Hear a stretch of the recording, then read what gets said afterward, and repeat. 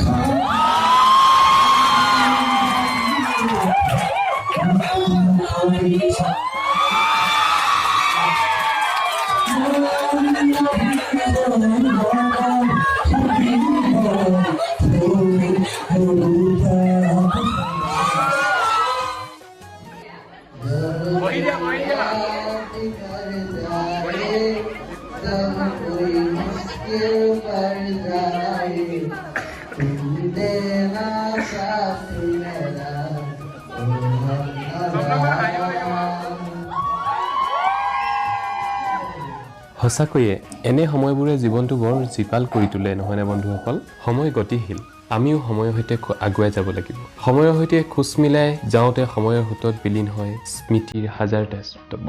এই স্মৃতিবোৰেই জীৱনটোক সমৃদ্ধ